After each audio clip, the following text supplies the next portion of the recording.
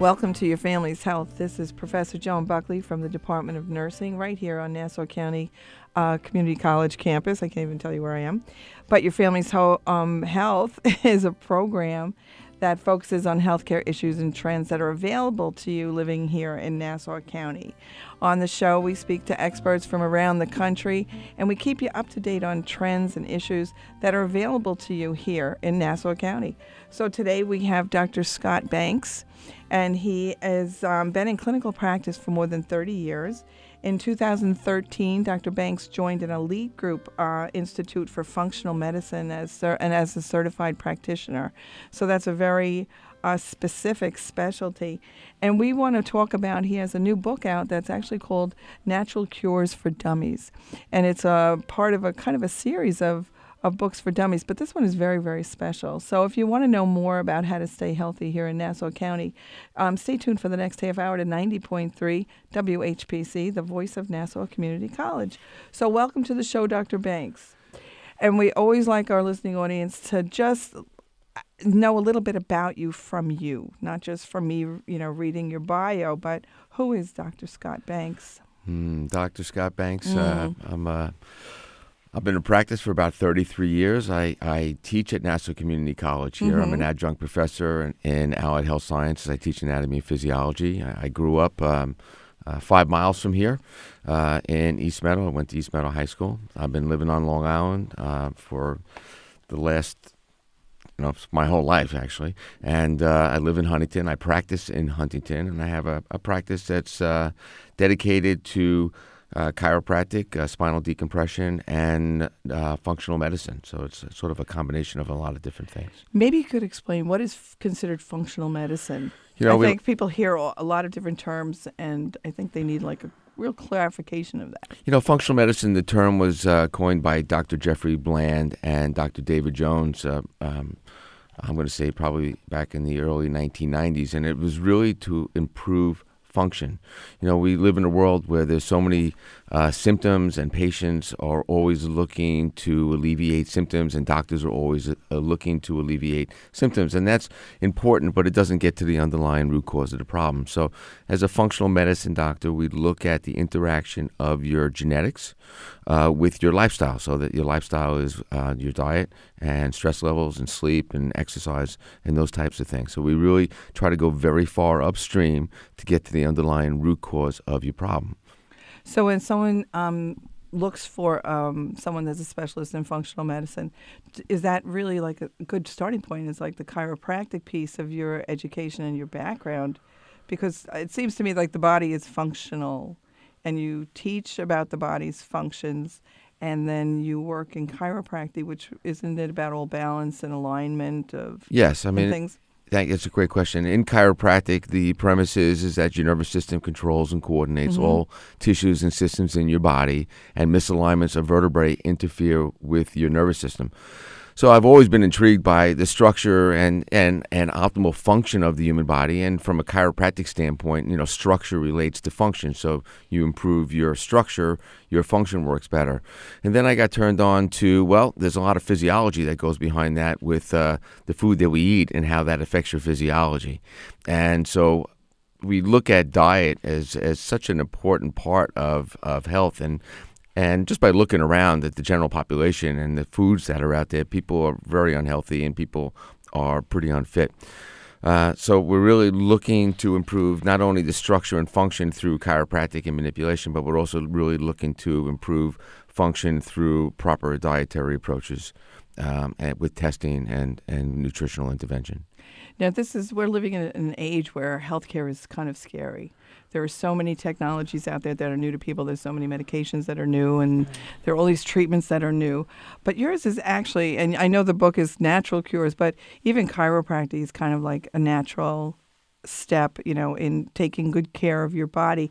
So when you talk about natural cures, you're starting with the physiology, right? That's what you said, the way the nerves interact with the body and the muscles.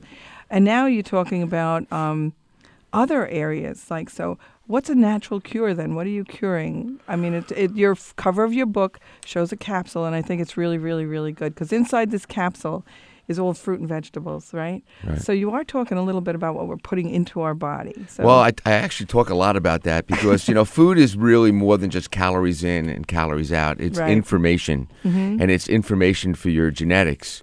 And not only information for your own genetics, but we happen to carry around something known as the microbiome, which is all our friendly and unfriendly flora that inhabit our epithelial tissues, our intestinal tract, the lining of our lungs, the lining of our sinuses. And so, with the advent of and the overuse of antibiotics, the overuse and of GMOs have come into the diet mainstream right now, and a lot of people don't even know what GMOs are. But these things destroy your gut flora. And your gut flora has a lot to do with your immune response. So a big part of my emphasis of treatment is to really reestablish your microbiota in your body. what's a GMO, I have to ask? Great question. GMOs stand for genetically modified organisms, which mean they take the genes out of a certain plant, a virus, or a bacteria and inject them with a gene gun into the plant that they're trying to genetically modify. Thankfully, there's only 9 GMO crops currently. So that's soy, corn, canola, sugar, so from sugar beets, Hawaiian papaya, some zucchini, and alfalfa.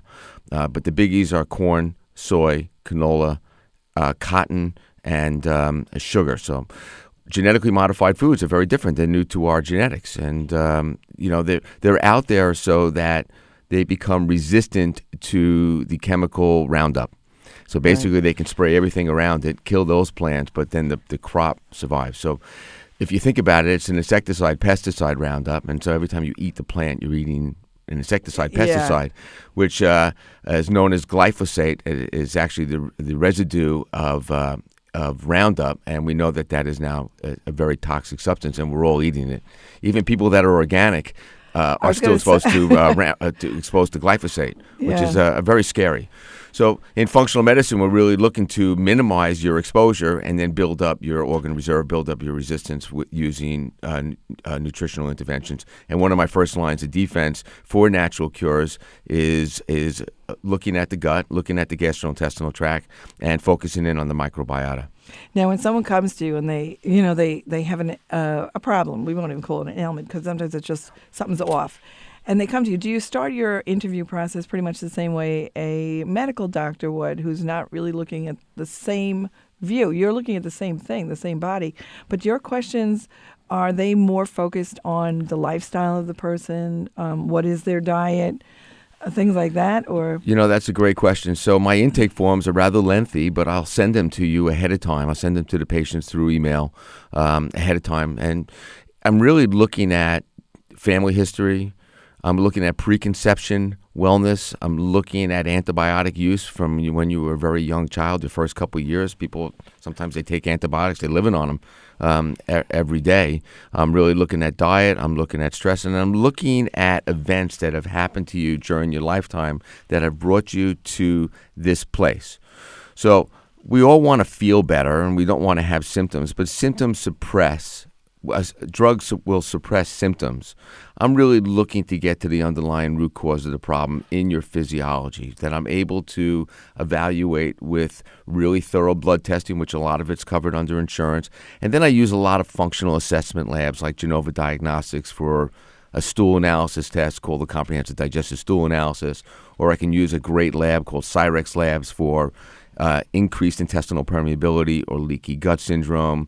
I look at wheat as the devil, so there's a lot around wheat, but I can test it, very sophisticated testing, much more so than conventional labs because that often misses it. And then predictive antibodies, so I can see what parts of your body are under attack 10 years prior to coming down with an autoimmune disorder. Wow. Wow is right. Wow, that really is something. Do you ever work with a medical or someone that's considered a medical? Sure. Actually, do you guys collaborate? If you look at the back of my book, the endorsement is by Dr. David Perlmutter, who is a neurologist and a very well-known neurologist. He is the author of several books, the Better Brain book that came out in 2004, and the Grain Brain, which has been a New York Times top 10 bestseller for about the last 16, 17 months.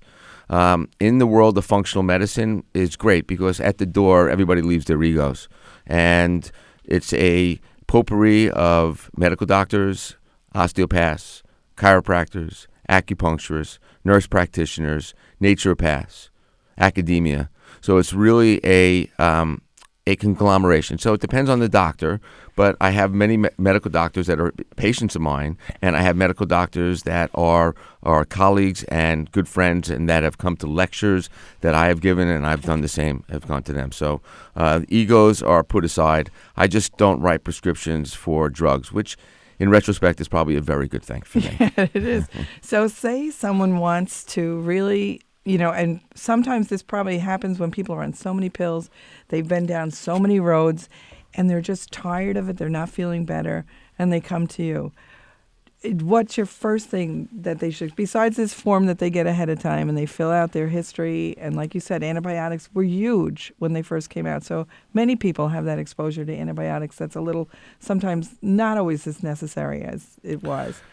So what is the first thing that you do? Do you just really, is it a talk?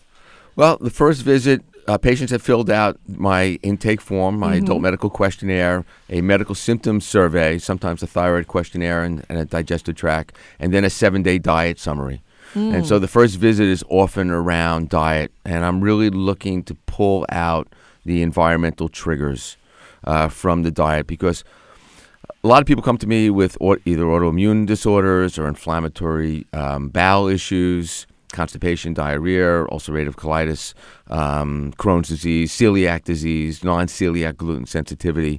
So the first visit is really about cleaning up the diet, because I can give you a lot of different nutrients, and if you're still, having ho-hos and hot dogs and yoo-hoo and things like that, then you're not really going to get better.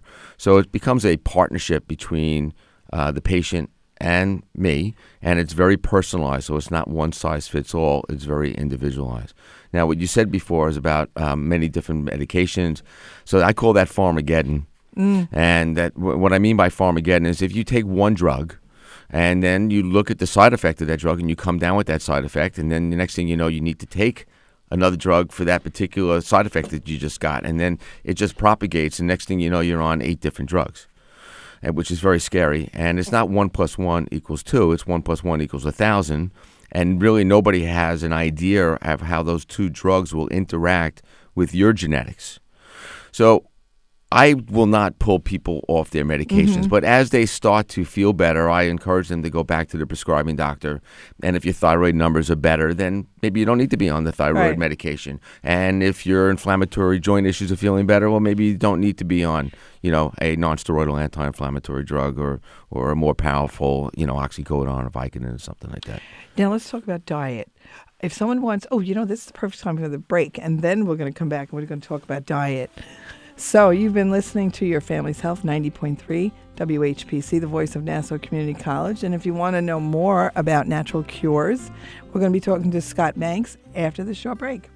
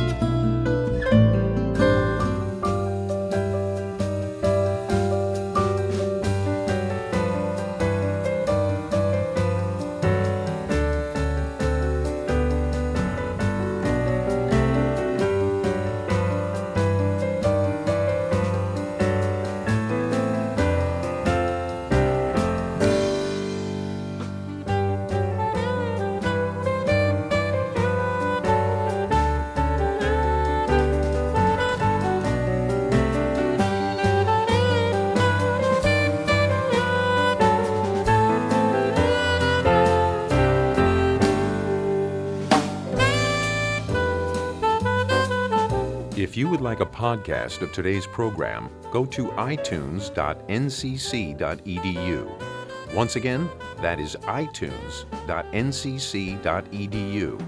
and click on WHPC. WHPC.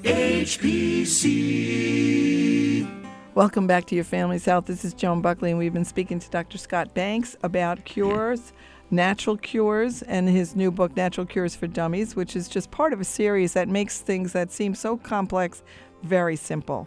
So, Dr. Banks, before the break, we were talking about foods.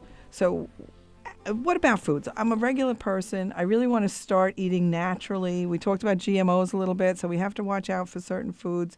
I drink a different water than you do. You know, yours is in a different town. Mine's mine's wherever it's gotten from.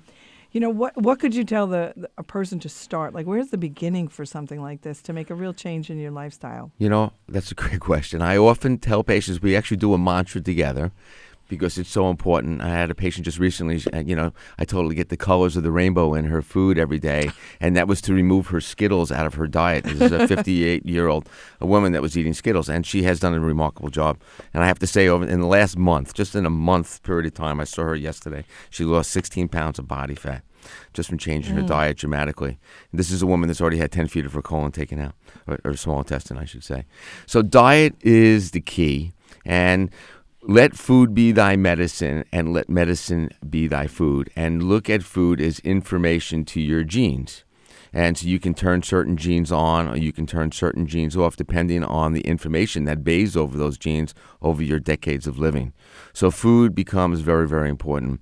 Wheat is the number one food that I will pull out of people's diets, even if they test positive for it or not, because it's such an inflammatory food, and it's very high on the glycemic index, which means that it's going to raise your sugar But what dramatically. do you do? I mean, you send kids to school with a lunchbox. It always has a sandwich. It always has a piece of fruit. Well, And there are things to have other than sandwiches. You can do lettuce wraps, or you can have a non-gluten containing grain like a Udi's is a great bread that makes a rice bread. Oh, okay. And so rice is a lot less allergenic, but it's still a grain. And so many patients come to me with autoimmune disorders, and autoimmune disorders are on the rise, considered the third leading cause of death in this country. If you consider cancer and heart disease number one and number two causes of death, are they associated as autoimmune also, where your body's turning on itself? And that's what I mean by autoimmune, is that your body is now looking at yourself as foe instead of friend, and you mount an immune response towards that. But all autoimmune disorders have leaky gut component where the intestinal tract is more permeable unless proven otherwise. So we want to seal the gut up, becomes the most important thing. And we know that when you eat wheat, it's been documented by Dr. Alessio Fasano, as a pediatric gastroenterologist from Harvard and runs the Mucosal Biological Research Center at University of Maryland, is that when you eat wheat, you release an enzyme known as zonulin. And zonulin causes the tight junctions in your epithelial tissue of your gut to break apart, and that causes leaky gut. And now you start to absorb things in from your food into your systemic circulation that can attack your skin, attack your heart, attack your thyroid, attack your brain, attack your joints. And it manifests itself differently in different people. So when I say I'm a doctor of cause, I'm really trying to go upstream and look at what's creating the problem. You could have gone to a separate doctor for any one of those problems, a neurologist, a rheumatologist, a gastroenterologist. Maybe we're all looking at the same thing. And I would be so bold to say that within 10 years from now that all doctors will be evaluating the gastrointestinal tract as a major cause of disease. Well, for years we've been saying, we've heard it, we've all heard it, you are what you eat. And the way you're describing it really makes so much sense. But now what if someone comes to you and, like my age, right? I'm well into whatever I've been doing for the past 60 years, right? What can you do for me? I've already absorbed all this bad nutrient, or I've already absorbed things into my body that I probably shouldn't have had I been eating better or differently. Well, I can't change anything about what you've eaten in the past. We could do, a detoxification process where you pull toxins out of your body. But from this point forward, today's the first day of the rest of your life. Okay. And so you've turned it around. So if you've been drinking soda or worse, diet soda with aspartame in it or some sort of other artificial sweetener, we pull that out. People are not cognizant, but you might have a breakfast cereal that contains wheat in the morning. And then you might have a sandwich in the afternoon that contains wheat. And then you'll have a breaded chicken cutlet at night and you have more wheat. So a lot of people, not necessarily celiac disease, but they have non-celiac gluten sensitivity. So if I get that point across to you and we're able to test, and even other foods that cross-react with wheat, sometimes it's rice, believe it or not, or soy, or egg, or even coffee. Unfortunately, I would hate to see that happen. Yeah, I would hate to see that happen.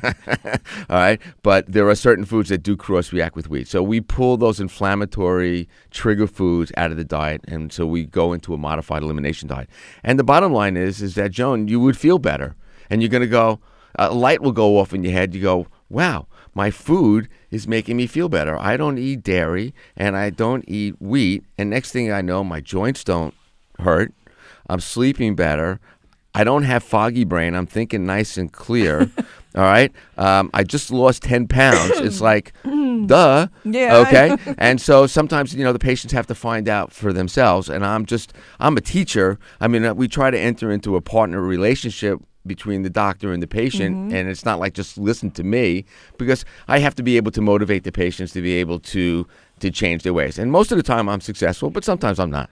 Well, I've been around since the 70s, so I've been like changing things gradually. So I think I eat healthy, but you are giving me some ideas, and I really do think I eat healthy. But I love bread, and I think the way a lot of people are raised, it's almost part of the meal. The wheat that you're telling us to take out in most cultures is a really strong part of that. And how do you deal with that when you have a patient? Okay, so I love wheat too. You're not Italian. I think I'm Italian, but I'm not Italian. I'm Italian, I think. And but I I'm love not either. Italian bread. I love garlic bread. I love pasta. Why not? Okay. However, wheat of today is not the wheat of yesteryear. It's not the wheat of your Mother's Day. It's very far removed from ancient wheat, and it's not the same as biblical wheat. It's been hybridized. Wheat is not a GMO crop. That means the genes were not but it's become hybridized, where they've taken different and they've meted it together. And every time you do that, you create new proteins that are new to your body, that create, in some people, an inflammatory allergic response. And so you can't just be a little wheat reduced. You have to be 100% wheat reduced, because if you'll still have the antibodies that will float around for just 28 days. So if you have a salad that has croutons in it, and you pull the croutons out, there could be enough crouton residue in there to still create an immunological response. So sometimes gluten reduced is not good enough. Now, I found out something just recently at a conference, is that all wheat in this country, if it's not organic, is sprayed with Roundup. After Is that the weed killer? Yeah. I mean, that's big at Lowe's right now. Yeah, because you put it on your and your weeds to kill them. But why would you want to put it on your food supply is the question that you should be asking. And so it's sprayed on the wheat in this country, so it doesn't sprout in the bag while it's on the shelf. Yummy. Now, patients will often say to me, well, I go to Europe and I can eat the wheat there and I don't feel bloated and I don't get the foggy brain and it's not like addicting to me. But I come back here and I eat a roll or a hero and I'm like, I feel like I'm dying. It's because of the glyphosate. It's toxic. And that's what the whole thing now is about, the GMO labeling laws. Is we just want to know if the food is a GMO product, so that I can make an intelligent decision that, I don't want to wake up in the morning and go, let me go get some of my GMOs. I need to get my GMOs today. And that's what the companies, the biotech companies like Monsanto, and even just the recent attack on Dr. Oz, a lot of that has to do with the GMO labeling laws. So do yourself a favor. If you buy organic, you're removing the GMO, but look for the verified non-GMO seal on certain foods, and you remove that. As far as wheat goes, you can test. You can do Cyrex Labs Array 3, and you will look at 19 different wheat peptides. So if you come back and light up like a Christmas tree and you have an autoimmune disorder or you don't feel good, then it would be wise for you to pull wheat out of your diet. So you have to look at the whole picture. If you're not feeling well, and something like this, which is really kind of free. I mean, medicine's not free. Pills are not free. But if you could fix even an intestinal disturbance that's been really dragging you down and changing your life, if you can fix it with a food, it makes total sense. Do you get any resistance from, not your patients? I'm sure right in the beginning they don't feel well or something's not right. They come to you and they want it fixed. But do you get resistance from anybody else? Anybody say, hey, this is awful. You're really, you're disturbing my patient. You don't Sure, I've huh? had some patients that have gone back to their medical doctor, rheumatologist just recently, and he said to the patient that you're wasting your time and wasting your money. Meanwhile, the patient's starting to feel better, and this is the same woman I just talked about before, that she's lost 16 pounds in a month. Well, fat is very inflammatory, so if we're reducing her inflammatory load on her body, and she's going to a rheumatologist for inflammatory issues, maybe there's something to it. Now, everything that I have in this book, Natural Cures for Dummies, is research-driven. Yeah. I didn't make this up. No, you have a very good reference page. Okay. Yeah. So it's and everything was the Wiley brand, the Dummies brand. They have a technical editor that goes through everything, so I can't say anything that is illegal or that's going to get somebody into trouble. So everything, there's 170 different ailments in this book that range the gamut from high cholesterol, hypertension, to insect bites, ear infections, to ulcerative colitis, to diverticulitis, leaky gut syndrome, and then metabolic syndrome, diabetes, and a whole section on autoimmune, as well as a great section on a modified elimination diet, what to eat, what not to eat. I have to say it's a good book. I did write it. It took a lot of work and blood, sweat, and tears on it, but it's packed with very good information from a functional medicine perspective. And right now, there's only 213 docs. I know that they're graduating a new class soon, but the Institute for Functional Medicine is on the rise. Tremendous. Amy Myers is a medical doctor in Austin, wrote the book on autoimmune. Susan Blum is a medical doctor, a colleague, friend of mine, wrote a very good book on the immune recovery plan. Mark Hyman is the chairman of the board of the Institute for Functional Medicine. The Blood Sugar Solution, the Ultra Metabolism, those are all his books, all bestsellers. We're on the rise. We're on the move. Well, people want, I think, to get away from traditional medicine. They really do. I mean, I myself, to see people taking 16 to 18 to 20 pills, it just sometimes doesn't make sense. That there has to be something we can try. Doesn't mean we can fix everything, but try. So this actually looks like something that I think more people are considering with today's healthcare, just the way it is. I'm getting phone calls and people coming in every day, and they're looking for a better way. They're looking for a different way. Now, when it comes to acute crisis care intervention, Western medicine is really by far the best. God forbid I'm having some sort of, I break my femur and take me to the hospital. Yeah. All right, don't tell me about arnica. Or if I'm having, God forbid, a cardiovascular event, I don't want to know about CoQ10 and fish oils and L-arginine. I'm looking for the cardiac cath lab and do what you need to do. But when it comes to preventing chronic diseases of aging, functional medicine, nutritional intervention, lifestyle intervention, exercise, stress reduction, those are all fundamental that can really add years to your life and life to your years. We want to thank Dr. Banks for coming and being with us today and talking about his new book, Natural Cures for Dummies. And it's far from a book for dummies. It's really for someone that's looking for a better way, someone that's smart. So we want to thank you, our listening audience, for being with us on Your Family's Health. This brings an end to another edition of Your Family's Health on 90.3 FM, the voice of Nassau Community College. If you would like a podcast of today's program, go to itunes.ncc.edu and click on WHPC. Joan Buckley is Professor of Nursing at Nassau Community College.